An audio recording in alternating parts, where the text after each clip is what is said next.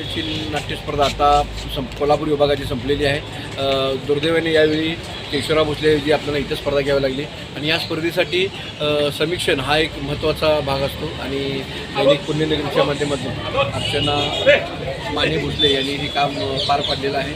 संपूर्ण नाटकं बघून त्यांनी दिलेल्या समीक्षण हे सर्वांना अभ्यासण्याचं ठरलेलं आहे. काय एकदा नमस्कार.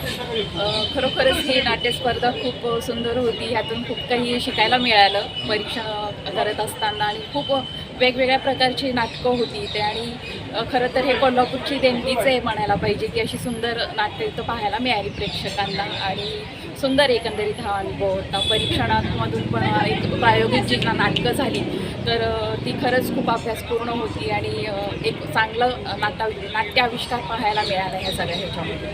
3 पिढ्याची सहभाग ह्या नाटकात घेतलेला आहे आणि ते सर्व म्हणजे 3 पिढ्या हे नाटक चालू आहे. कधीतरी ते नाटकात काम पण केलं असेल किंवा ते नाट्य करण्यापासून ते समीक्षेपर्यंत हा सगळा अनुभव आहे.